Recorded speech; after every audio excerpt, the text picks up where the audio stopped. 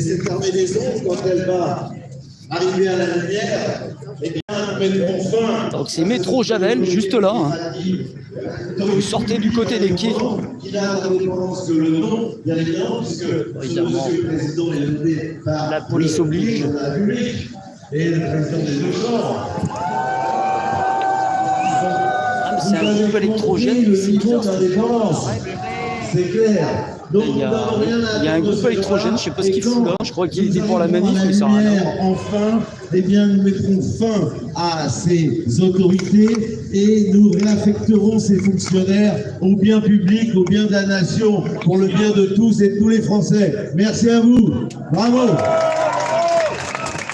Merci à Dominique Bourse-Provence qu'on peut applaudir. Nous écoutons maintenant un jeune homme très courageux et très fort.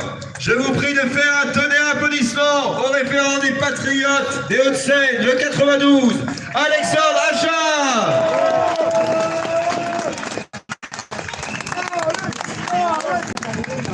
Aujourd'hui, la situation est la suivante. Les médias semblent avoir complètement oublié les impératifs de pluralisme, autant que le goût de la qualité et le temps long qu'il exige. C'est pourquoi, si le facteur déclencheur de la manifestation et notre protestation face à la décision arbitraire de l'Arcom de censurer C8, nous n'allons pas nous limiter à dire ce que nous ne voulons pas, mais nous allons également dire ce que nous voulons. Et ceci, c'est évidemment des médias réellement pluralistes, de qualité et 100% libres. Bouge pas. Il est évident que les grands journaux et la télévision jouent un rôle important dans la formation des convictions politiques. Et plus encore, ils participent à forger les opinions sur des questions également scientifiques, culturelles ou sociétales. Suspendus, ils sont pendus. Par conséquent, ils jouent un rôle central, un véritable quatrième pouvoir. Et pourtant, nous ne choisissons ni le président de TF1, ni celui du journal Le Monde. Et le président de France Télévisions, ainsi que celui du gendarme de l'audiovisuel, sont choisis par le président de la République. Cela forme une concentration des pouvoirs inquiétante, d'autant plus que les gros partis de presse sont généralement eux-mêmes proches du pouvoir.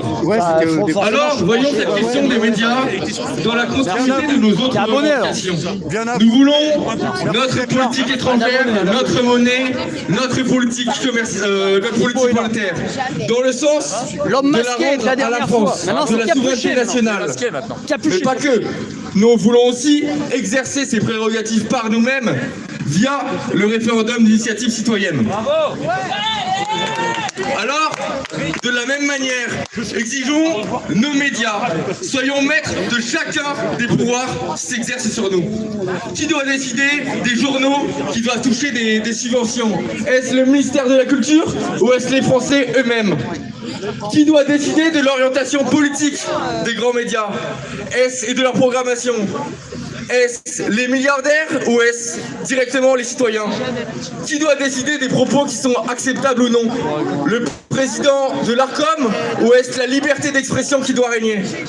Certains diront qu'il s'agit là d'un programme ambitieux. Mais au vu de la situation, l'ambition n'est plus une option.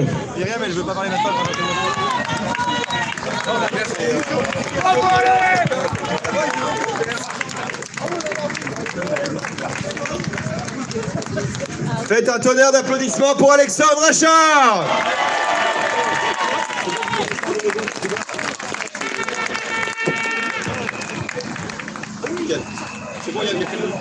Mesdames et messieurs, nous sommes extrêmement heureux d'avoir parmi nous l'un des rares de sa profession à le faire avec honneur, à le faire avec vérité. Nous sommes toujours extrêmement contents, pour une fois, heureux et fiers d'accueillir et de donner le micro à ceux qui ont trop peu souvent la possibilité de s'exprimer, de parler, de faire leur métier, de faire triompher la vérité, qui sont les journalistes libres, les journalistes indépendants, les journalistes qui font tout simplement leur travail et qui ne sont pas simplement les chiens de garde du système beaucoup trop souvent. Nous avons eu l'occasion de l'écouter aux assises de la souveraineté d'Arras. C'est un homme, un jeune homme extrêmement talentueux et courageux.